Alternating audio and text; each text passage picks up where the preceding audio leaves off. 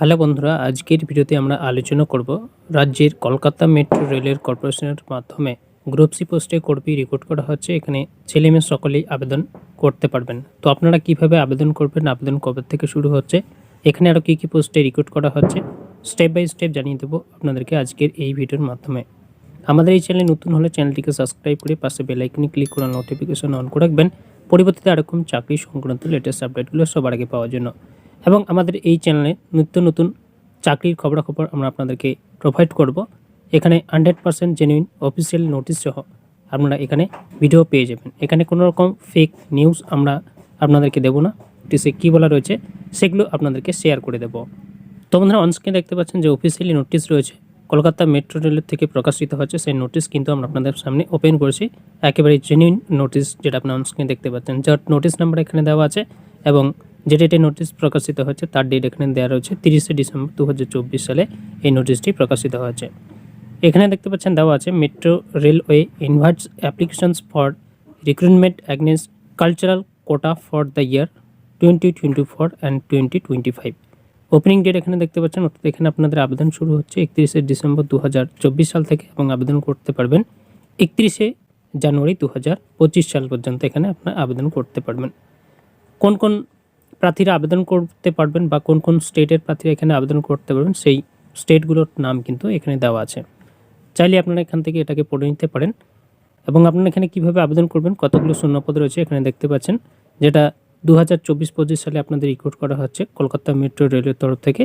এখানে কালচারাল কোটা এখানে দেওয়া আছে, আপনার স্ক্রিনে দেখতে পাচ্ছেন। এখানে দুটো পোস্ট কিন্তু রয়েছে, যেটা গ্রুপ সি পোস্টে রিক্রুট করা হচ্ছে, যার পে লেভেল আপনাদের এখানে 2 আপনাদেরকে দেওয়া হবে, আপনার স্ক্রিনে দেখতে পাচ্ছেন।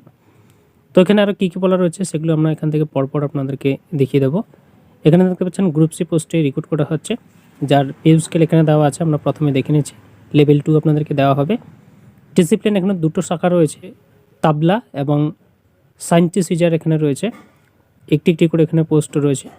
এখানে প্রথমে যে পোস্টটা রয়েছে এখানে আপনাদের শিক্ষাগত যোগ্যতা থাকতে হবে, উচ্চ মাধ্যমিক পাস করে থাকতে হবে বা তারা সমতুল্য পরীক্ষায় পাস করে থাকলে আবেদন করতে পারবেন।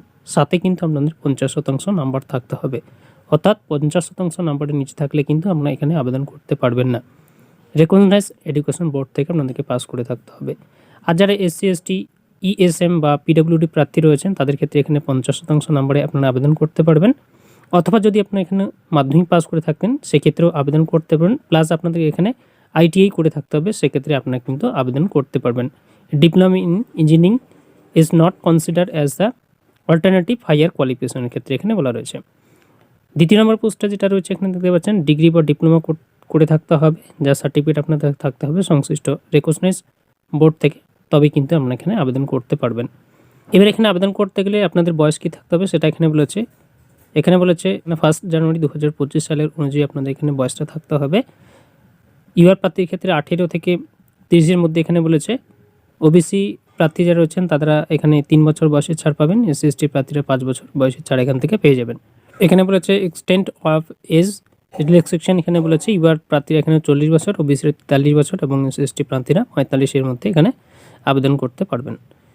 এবং যারা এখানে রয়েছে উইডো ডাইভোর্স, অর্থাৎ এখানে যাদের বিবাহ বিচ্ছিন্ন মহিলা রয়েছেন তাদের ক্ষেত্রে এখানে 35 বছর বলেছে ইউআর প্রার্থী, ওবিসি প্রার্থীর ক্ষেত্রে 38 বছর এবং এসসি এসটি প্রার্থীর ক্ষেত্রে এখানে 40 বছর বলেছে। এখানে রিক্রুটমেন্ট প্রসেসটা দেওয়া আছে, এখানে স্টেজগুলো দেওয়া আছে। রিটিন টেস্ট আপনাদের এখানে হচ্ছে 50 নম্বরের মধ্যে। কী কী সাবজেক্ট থাকবে বা কত মিনিট সময় আপনারা পাবেন সেটা এখানে দেওয়া আছে। এখানে দেখতে পাচ্ছেন 60 মিনিট সময় আপনারা এখানে পাবেন রিটিন টেস্টে। এর জন্য আপনাদের এখানে 50 মার্কস থাকবে। এখানে স্টেজ 1 রয়েছে, স্টেজ 2 এখানে রয়েছে। স্টেজ 2তে আপনাদের এখানে টোটাল আপনাদের 100 নম্বরের মধ্যে পরীক্ষা হচ্ছে। এখানে 50 রয়েছে উপরে, তারপরে এখানে 35 এবং 15 নম্বর এখানে প্র্যাকটিক্যাল ডেমনস্ট্রেশন এর ক্ষেত্রে এখানে 35 নম্বর। টোটাল এখানে আপনাদের 100 নম্বরের মধ্যে পরীক্ষা হচ্ছে। স্টেজ 1 এবং স্টেজ 2 দুটো মিলেই 100 নম্বরের মধ্যে পরীক্ষা আপনাদের হবে। এখানে আবেদন করার সময় আপনাদের অবশ্যই এখানে সিলেক্ট করতে হবে হিন্দি অথবা ইংলিশ, আপনি কোন ভাষায় পরীক্ষা দিতে চান সেটা আপনারা সেখান থেকে সিলেক্ট করে নিতে পারবেন। হিন্দি অথবা ইংলিশ এই দুটো ভাষাই আপনারা পাবেন, অর্থাৎ দুটো ভাষা নিয়ে পরীক্ষা হবে। এবং আপনাদের মিনিমাম কোয়ালিফাইং পার্সেন্টেজ এখানে রয়েছে 40% এখানে আপনাদের থাকতে হবে স্টেজ 1 এবং স্টেজ 2।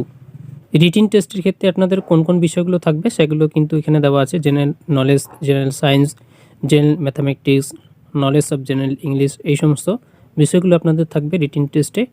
এবার এখানে আপনাদের এক্সামিনেশন ফিস দিতে হবে। এক্সামিনেশন ফিস আপনাদের এখানে 500 টাকা বলেছে। এখানে ওবিসি প্রার্থীদের ক্ষেত্রে 500 টাকা এবং এসসি এসটি পিডাব্লিউডি প্রার্থী যারা রয়েছেন তাদের ক্ষেত্রে এখানে 250 টাকা আপনাদেরকে পেমেন্ট করতে হবে। এখানে আপনাদেরকে অফলাইন আবেদনপত্র জমা করতে হবে, অনলাইনের মাধ্যমে নয়। এখানে আপনাদেরকে যে ফিসটা রয়েছে সেটা কিন্তু ব্যাংক ড্রাফটের মাধ্যমে জমা করতে হবে, সেটা নোটিশে দেওয়া আছে। এখানে অনলাইনে আপনার ফিস পেমেন্ট করতে পারবেন না, যেটা ইন্ডিয়ান পোস্ট পেমেন্ট ব্যাংকের মাধ্যমে দিতে পারবেন, অর্থাৎ ইন্ডিয়ান পোস্ট অফিসের মাধ্যমে দিতে পারবেন। আপনাদের এই ঠিকানায় আবেদনপত্র জমা করতে হবে, যেটা রেজিস্টার পোস্টের মাধ্যমে পাঠাতে হবে। ডেপুটি সিপিও মেট্রো রেলে Kolkata at 33/1 JL Nehru road, metro rail ভবন, পিন 700071, এই ঠিকানা আপনাদেরকে আবেদনপত্র পাঠাতে হবে এবং এনভেলপের উপরে আপনাদেরকে লিখে দিতে হবে application for the post of, কোন পোস্টে আবেদন করছেন এবং ডিসিপ্লিনের নাম এখানে দিতে হবে। আমরা নোটিশে দেখে নিয়েছি দুটো ডিসিপ্লিন রয়েছে, আপনি যেটাতে আবেদন করবেন সেই ডিসিপ্লিনের নাম আপনাকে এখানে লিখে দিতে হবে। লিখে দিয়ে 30শে জানুয়ারি 2025 সাল পর্যন্ত এখানে আবেদনপত্র জমা করতে আপনারা পারবেন। তো বন্ধুরা, আজকে ছিল এই ছোট্ট একটি আপডেট। আশা করছি আপনারা ভিডিওটা বুঝতে পেরেছেন। যদি কারো কোনো রকম বুঝতে অসুবিধা হয় ভিডিওর কমেন্ট বক্সে অবশ্যই কমেন্ট করে জানাবেন। ভিডিও হলে ভিডিওটিতে অতি অবশ্যই লাইক করবেন, চ্যানেল নতুন হলে চ্যানেলটিকে সাবস্ক্রাইব করে রাখবেন।